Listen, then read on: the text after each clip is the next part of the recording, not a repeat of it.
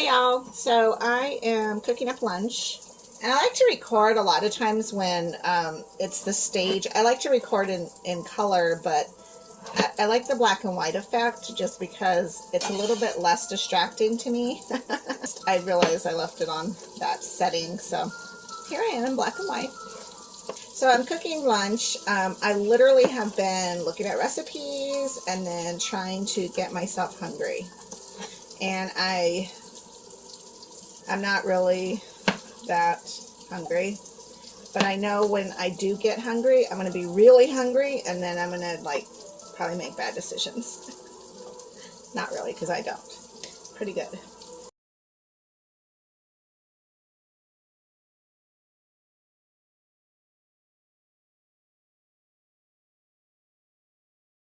But this way I'm not scrambling. So I'm making one of my favorite dishes, and it's literally just kind of just a vegetable stir fry. So I'm chopping up right now potato.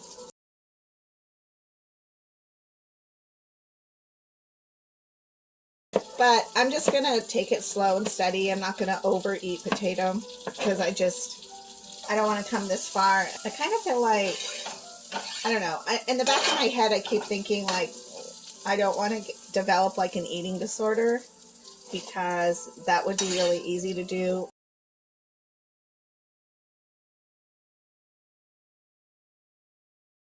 It's actually easier. It's garlic. Never cracks easy. It's actually easier for me to not eat than to eat. And I've gone 8 to 10 days of not eating straight.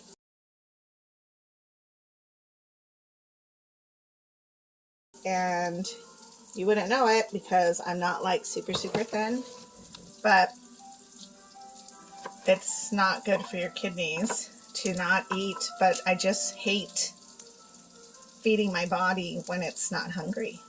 I'm trying not to not eat, but it just isn't, I don't know. It's just not appealing. And maybe it's because it's me by myself. And because I started, getting my menu ready for next week. And so I was like, oh, I can make Mennonite chicken wings. And, we could have, I ordered a steak for us to have next week. Because this week I actually haven't eaten any meat that I'm aware of. Sometimes they sneak in and you're just like, oh shoot, what did I just eat? But yeah. So I'm hoping to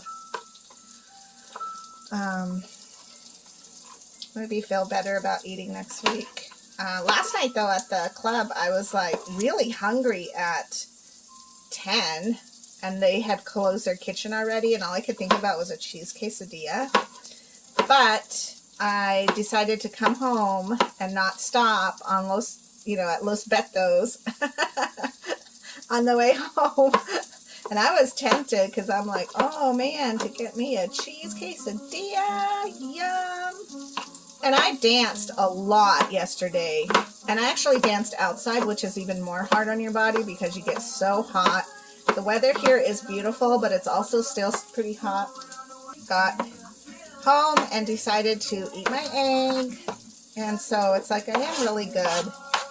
I really do try to be really good at what I'm eating. Maybe I'll just cook some eggs too. I don't know. Maybe make some kind of a fun little burrito. Okay, now that the garlic is cooking, I feel a little bit more hungry. When I lived in Peru, I remember being really hungry a lot. Or I don't know if it was because I was in the orphanage, if the orphanage didn't have enough food, if it was how I was reacting to being left there. So I have always had this little thought in the back of my head, there's not enough food. And I know that I'm an emotional eater. Quite a few years ago, I realized I was in a bad relationship and I was stressed out and my body suffered from it. And so that's where I realized, like, oh gosh, I actually do have an eating disorder, because in my head, anytime I would eat with friends or family or just on my own, I would always fear there wasn't enough food. So I had to like rewire my brain with that. And that's really when I started to get into working out, because it was like, wait a sec, you know, I don't know, maybe trade one addiction for another, but it wasn't like terrible addiction. It was working out. And then my health declined, and I ended up going on this path of eating even better, which is wonderful. I do like it.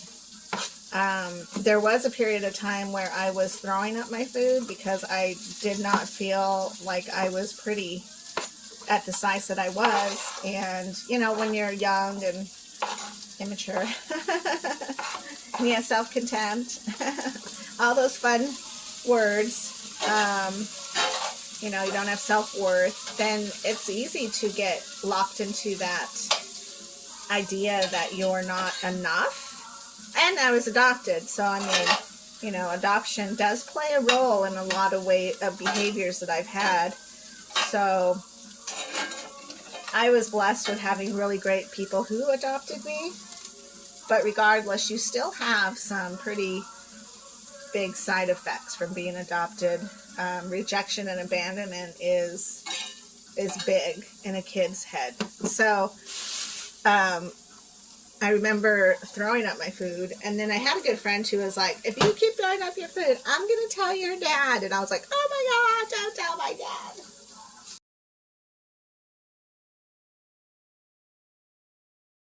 So that made me stop, because, you know, I don't want my dad to find out that. So that was good. That was a good friend, by the way. That was a really, really good friend. So I struggle with eating.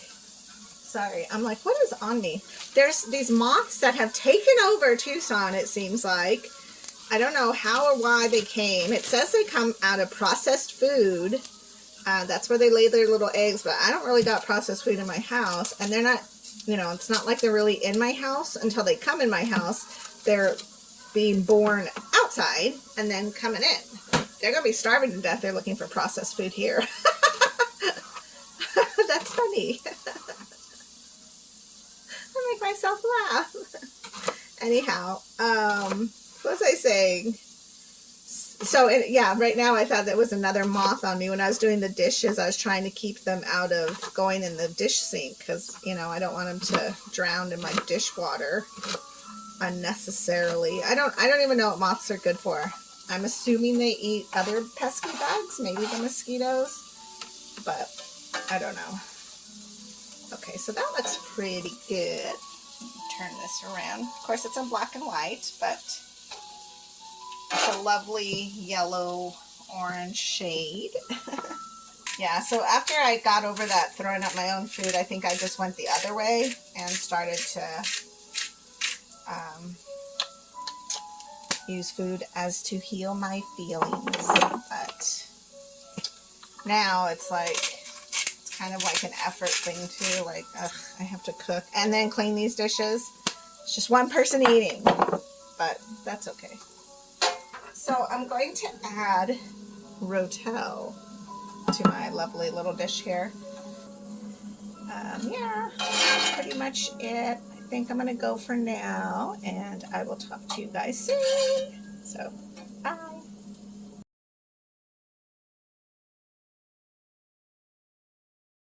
So one important thing to do is always double check this, maybe every other day or so, and make sure that that line is actually where it's supposed to be, because I kept recording kind of short or like low numbers, and then I checked that and it was like up a little bit, so it makes all the difference. So this guy is important to check all the time. And then sometimes I accidentally throw him away because I grab him with my bag, or sometimes he goes flying off. It's just crazy. But anyway, so that's what you want to do, is always check that it's right on that line.